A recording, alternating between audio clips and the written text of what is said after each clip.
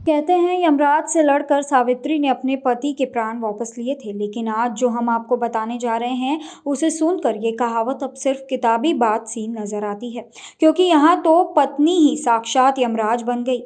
वो पति के साथ रहती रही, उसके साथ पत्नी होने का नाटक भी करती रही, लेकिन उसके दिमाग में ऐसी खूनी साजिश पनप रही थी कि जिसका पता साथ रह रहे पति को भी नहीं लगा।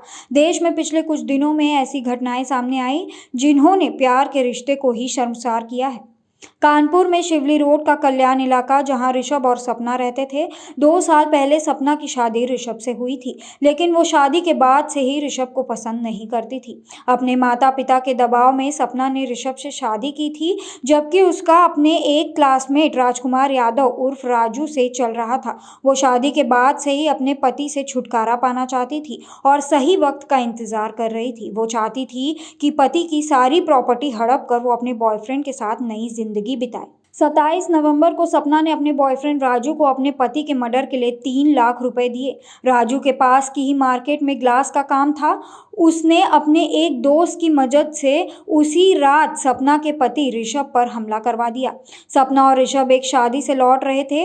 हमले में ऋषभ बुरी तरह से घायल हो गया, लेकिन सपना के प्लान के मुताबिक उसकी मौत नहीं हो पाई।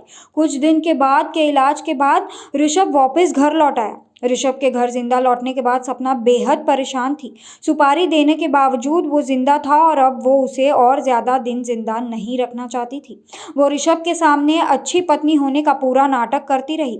वो उसे खाना देती, दवाइयां देती। ऋषभ को भी कभी सपना पर शक नहीं हुआ। सपना ने पास के ही मेडिकल शॉप वाले से मिलकर ऋषभ को ऐसी दवाइयां दी कि उसका ब्लड शुगर काफी ज्यादा बढ़ने लगा।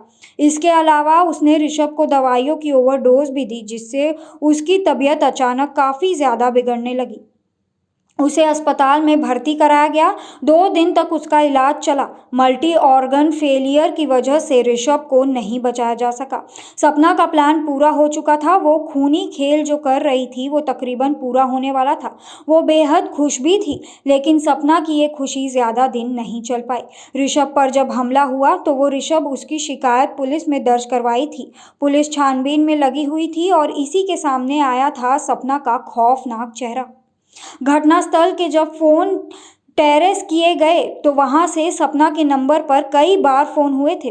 कॉल डिटेल निकाली गई तो पता चला कि राजकुमार गुप्ता नाम के शख्स ने कई बार सपना को फोन और मैसेजेस भी किए थे। मैसेज से ये बात पता चली कि जब उस हमले में ऋषभ बच गया तो सपना ने दवाई का ओवरडोज देकर अपने पति को मार डाला।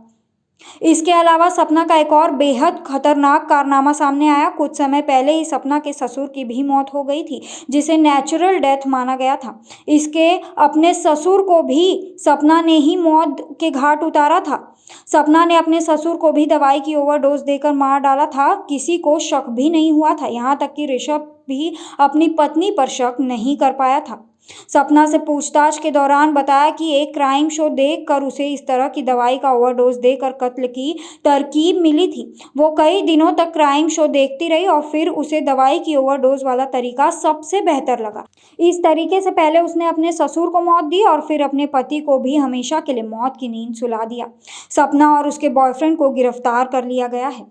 सपना जिस तरह से अपने पति की मर्डर की प्लानिंग की, ये बेहद खौफनाक है। ये गुस्से में किया हुआ मर्डर नहीं, बल्कि सोची समझी साजिश के तहत किया जुर्म है। पति पत्नी का रिश्ता बेहद करीबी और विश्वास का होता है। यही वजह है कि सपना ही मामलों में शक नहीं हो पाया कि जहर या फिर दवाई देकर मर्डर की प्लानिंग की गई।